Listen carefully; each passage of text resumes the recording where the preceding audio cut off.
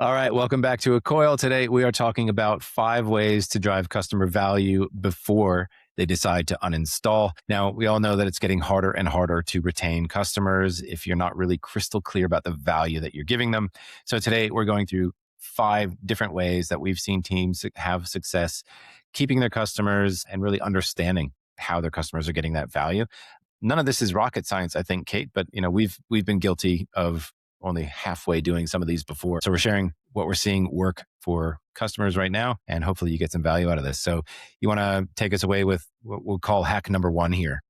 Yeah, well, I think a big one for me is if you want visibility actually and understand your value points, get your event data organized. Now, a lot of people do events and they might track clicks, sessions, feature opens, etc.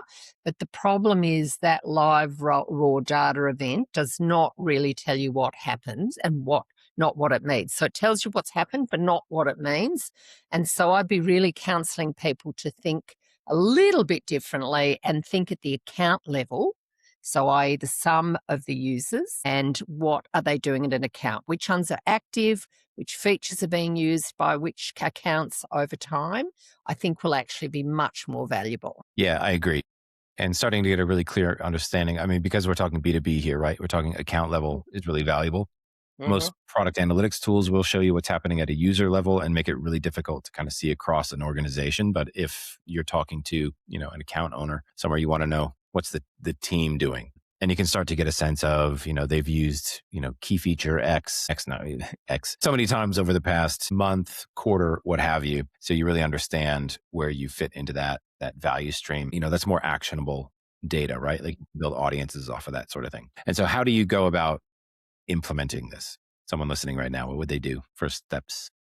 Well, and we'll put in the show notes because we do have a little tool that actually can help you define your events. So usually I'd say about 10 to 20 events will start to get you, maybe 15-ish. If you start to define your 15 events for your product, the ones that signal the real usage, I think that's a really, really good place to start. You then need to group them. It's the second thing you need to do is you need to group them into account level views, not just user level views. And the third thing from that then becomes what I would class as the foundation so that you build from that, but you start with some pretty good understanding. And as I said, we've got a little tool that helps you organize your event. It's an event tracking plan. So we'll put the link to that in the notes so that you can potentially use that to fast track. Cool. A lot of teams are already tracking this stuff. So if you haven't spoken to the product team already, ask them, are we? And if not, then you're starting from scratch and it's almost a bit easier. Maybe you don't have to steer things in a different direction. But either way, that product tracking skill is really helpful, at least to start the conversation. But it's worth asking your teammates if you're doing it today, if you're not sure yet. So reach over Slack or whatever. All right. So moving on, hack number 2 here is, I like the framing on this one. It's stop confusing usage with actual value. So we hear this a lot, right? We track logins, we see people clicking around, and that's as deep and as far into the product analytics as some teams go when they're trying to understand, are we delivering value? Yes or no? I think you put it well before saying, someone logging in can still be 30 days away from canceling. So Yeah. And I think also, Pete, on that note, it's about understanding what I would call your activation milestones. So really understanding the points of value in your product. And then that's underpinned with how often and how much and how deep they're using your product. I think understanding and defining your value event and tracking it, that's, I think, the number that actually helps you work out how well your accounts are doing compared to, say, just looking at monthly active users or daily active users, because it kind of just gives you kind of like a nice little, oh, they've gone up today or it's gone down, but it doesn't really say what's happening. yeah, What do I you agree. reckon, Pete? Yeah. I like daily active user charts. I don't really do much with them beyond, if it makes me feel good, then great. But yeah, can you action that and do Yeah. something to increase Yeah. that? Obviously, you have campaigns running, all that sort of stuff. But if you want to use this actual product usage and engagement data to trigger campaigns to decide how you're going to handle certain customer segments. It needs to be deeper than that. Logins, yep, of course, you want everyone coming into the product as often as possible, but that does not indicate that anything good is coming out the other end. So understanding, like you said, what that activation criteria are, that checklist, there's a bit more to it. So yeah, confusing the fact that they just show up on a daily basis with them actually getting value. I mean, look, I'm guilty of doing it myself, so it's easy to do, Yeah. but important, an important But I distinction. think I think that leads us nicely into hack number 3, because this is all kind of related, and that's to do with onboarding. So what's important about onboarding in your mind, Pete? Get them to value quick. I don't think that's going to surprise anybody, but that time to value, shrinking that down as low as you can reasonably, right? I think, sometimes you can get rid of as much friction as possible, and that may even be a detriment to your onboarding. So you want to make sure that customers are getting to those value moments quickly and recognizing that it's happening. And I think some stats that you were sharing with me, Kate, from Amplitude, that customers that hit that activation milestone in the first week, so in their first 7 days post sign up, are significantly more likely to stick around and be around in 3 months' time. So really underscoring the importance of A, paying attention to onboarding, and B, measuring it, and C, testing, optimizing, working on that as best you can. It's really important, not just for new It's disproportionately important, yeah, Pete. I mean, yeah, it's not just important, it is one of the big indicators. Be a good onboarder. yeah. So that has huge retention implications, right? And so this is something that we talk with a lot of teams about, is we want to keep customers longer. And ironically, that conversation gets steered back to the very start of the relationship. It's not just what's happening now that they've been here for 6 months. It's what are you doing when they first land in your product? And that has this outsized, as you say, impact on whether or not they're going to stick around. So really stress that. This would be one of those things where I would say, if you're looking to fix retention, is go back to the start and see what your onboarding looks like and how that's going. It's a bit counterintuitive, but really important metric to measure there. And first 7 days in particular, right? Okay. Moving on. Hack number 4, value is a team sport and Yeah, you siloed. like to talk about this, Pete. You often talk about this. Yeah. Well, So I think, I was gonna say, what's the coordination product problem that no one really talks about?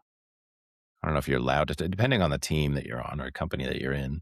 I won't name names here, but yeah, I have maybe some PTSD from very siloed organizations that did not talk to each other across teams. So if if you do have a big team, big company, I think this just happens naturally. But this data that we're talking about, everybody touching a product can and should use it to drive that customer value. So whether it is an onboarding team, so product team, retention focused team, whatever, you should all be working from that same set of data, understanding what you're trying to get out of that and understanding what your customers are actually doing in there. So I think having So what one does that place, look like, Pete? Sorry, I interrupted you then. that's all right. Having one place to go and collect all that data, right? So right now, I don't know, big companies, multiple products, perhaps you can send your data all over the place, but getting that together in one place where every team is working from the same set of data is really important.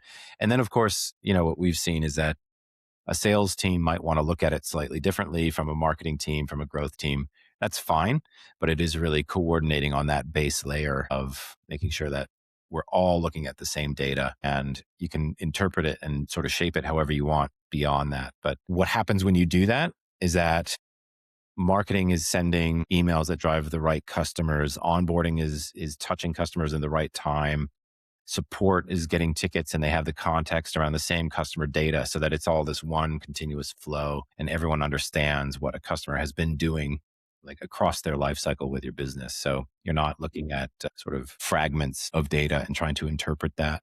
So a lot more collaborative approach is enabled by that, I think. And I think, the other thing here is actual designed workflows that actually think that way. And I was talking to someone who had an interesting onboarding. They were part of the sales team, and they actually did not hand over their account until year 2. So they did the sign Oh, up, and then they also did the year 1 the year one retention, and they did that for two reasons. One was then they didn't oversell on the product because they had to deal with them for the next 12 months. I thought that was, Hmm. I had a bit of a chuckle. And the second thing is the onboarding became really important to do that well. So then they got the year one, or was it year two renewal? Yeah. And got Yeah, comped accordingly. The comp was around actually retention for newish customers, which I thought was an interesting model. it is. And I that's like the third rail. Maybe we won't go into comp plans here. I know that that upsets a lot of people, but I think the underlying idea there, I totally Yeah. get that. But yeah, Yeah. fascinating. Yeah. So on that one, yeah, like we said, value is a team sport. Come together around the same data. Really important to do that. And well, more than saying important, it's really helpful. I think it helps everyone do their job better. And so there's a bit more job satisfaction in that too. All right, moving us on. Hack number 5: AI and automation, of course, have a role in everything that we do now, but so do humans. And it's becoming really clear that it's important to know where we should be involved in these workflows, wouldn't you say, Kate? Yeah. Yeah. I think, we know scaling requires automation and AI, but you strongly counsel about automating your important relationships. You might automate internal stuff to then actually have the human reaching out. So your best customers, I don't think, should get a bot. It depends. But, maybe, for example, churning customers, if you haven't caught them, and you haven't gone in early enough.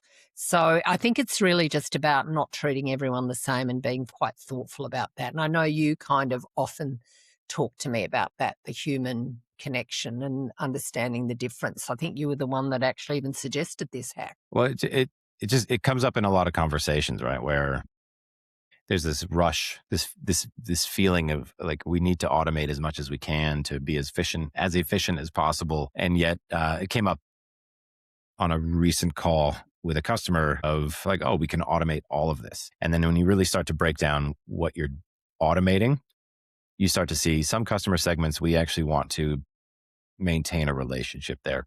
And so I think the simplest way to look at this, well, there's two things. One, don't start with automating everything. You start with the simple human engagement. What's working, what's not, what can we automate?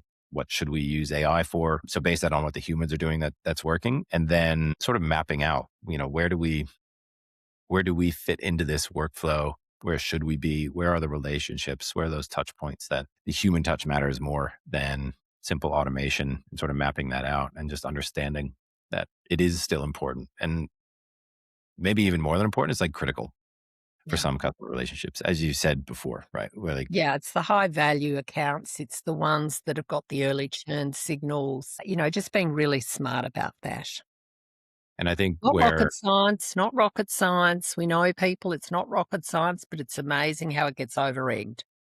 it can very easily. And the last thing I'll say on this is what we can bring as the humans into this is additional context that AI still doesn't get. And of course, automation being sort of just step by step isn't going to see. And so whether it's something that, a contact, like a power user or a champion at a company just happened to mention to you offhand, you have a bit more context than any of these models or the automations do. And so before something gets like fired off to a customer saying like, hey, before you leave us, and full well that like half the team's going on a retreat together, you have this context. So I think it's important to just make sure that Yeah. you map it out Yeah. and don't let go of everything by giving it all to automation super early. Like really understand where. Maybe I'm flipping this the wrong way and saying map out where you put the humans. Maybe it's the other way around, is where do you put the AI, Yeah. and start that way. Well, you But do need hacks 1 and 2 because you actually need the data and which ones need focusing. So there you go. We've yeah. come in full circle, Pete. So wherever you start on that, yeah, I think it's just important to understand where each of these, if you think about the tools, where do they belong? So, all right, we've been at this for a little while on this one now. So we'll wrap this up. The through line on all of these is basically having a good understanding, a deep understanding of what's happening inside your customer accounts, and then having the right people and the tools in place to respond to them at the right time. And so something that we're kind of coming together around as an idea here is, automate the signals, leverage your humans to act on those, and really start to understand your customers at a much deeper level if you're working all from the same data. So anything else to wrap us up on, Kate? Any key takeaway? Oh, I'd probably say, looking at all your hacks and which are the ones you need to focus on. What's your biggest gap? And go for that. And love to hear more if you've got any other ideas. Cool. So prioritize your work. Don't have to do everything all at once, but if you pick one of these to improve, I'm super confident that you'll see some really good results from it. All right. Thanks, everybody. Thanks, Kate. We'll see you next time.